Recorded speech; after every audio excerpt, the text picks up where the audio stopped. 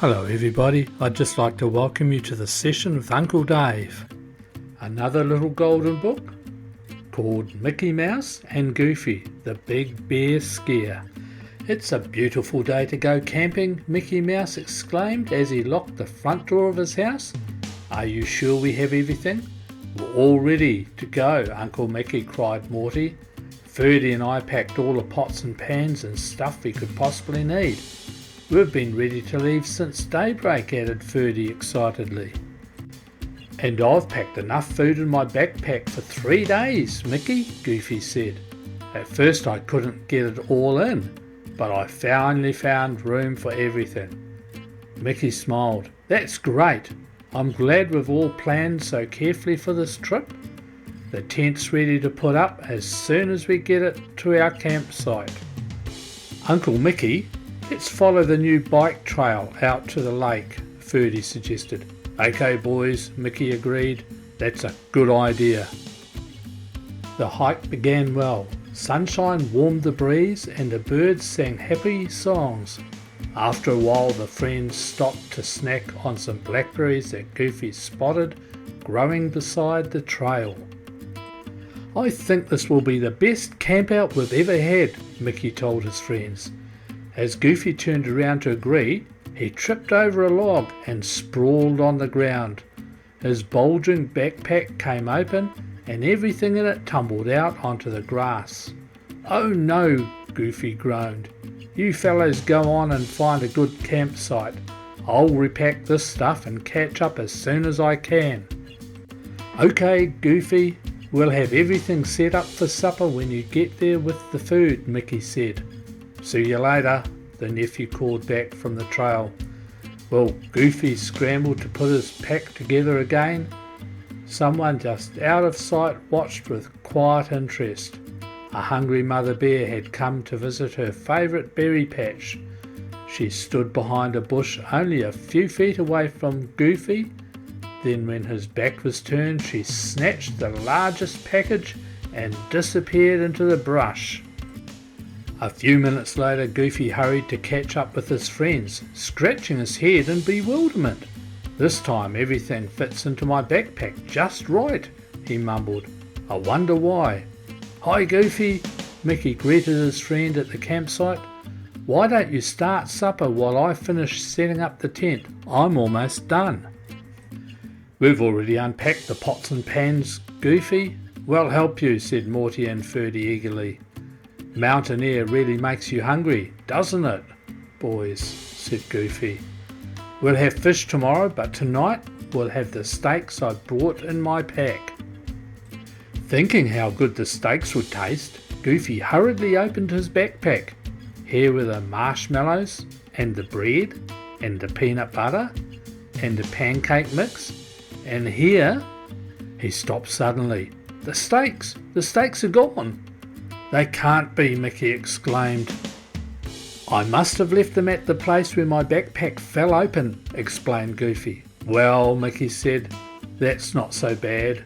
We'll just follow the trail back there and get them. Come on, let's hurry.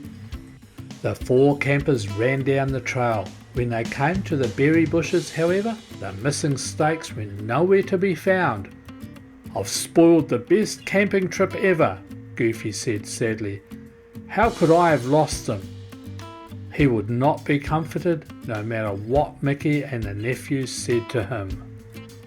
Meanwhile, at the camp, 3 uninvited guests had arrived. The mother bear and her 2 cubs had come to visit. The cubs quickly discovered that banging pans together was fun. Their mother decided that the tent made a great den, and she settled down comfortably inside it. What's that racket? Mickey wondered as they returned to their camp. Cautiously they hid in a bush nearby and peered into the clearing. Oh no, bear cubs, Ferdy moaned. Shh, warned Mickey. Maybe they'll leave soon. It's funny they haven't eaten those marshmallows yet. Suddenly Morty realised what must have happened to their steaks. I'll bet they aren't hungry. They're the ones who ate our steaks. Uncle Mickey, Ferdy whispered, look, something's moving inside our tent. Grrr, rumbled the mother bear softly as she turned over to lie on her other side. It must be the cubs, mother, Mickey said worriedly. How will we ever get her out of there? I have to do something, Goofy thought to himself. Otherwise our whole trip will be spoiled, and it will be my fault.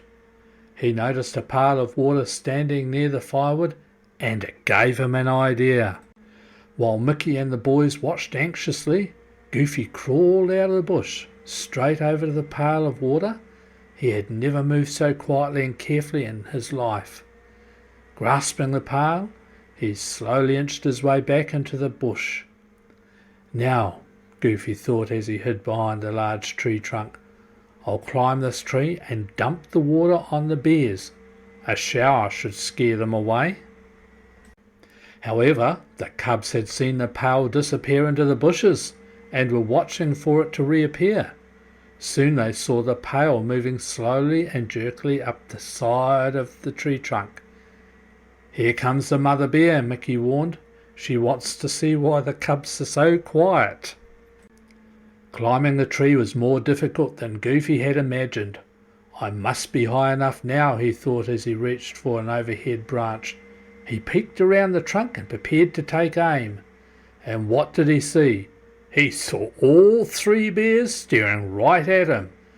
Goofy was so frightened that he lost his hold on both the branch and the pail of water. Help! He cried.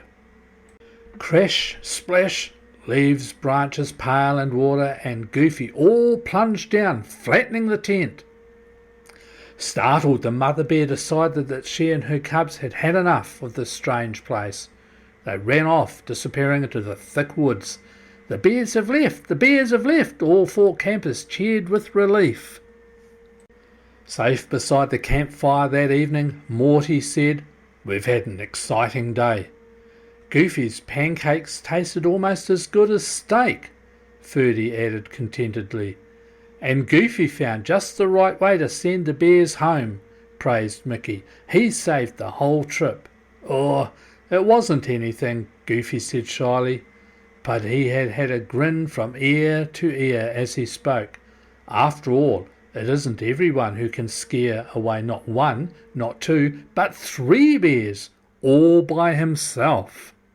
Well, that's it for now. I'll see you later, everybody. Don't forget to hit the subscribe button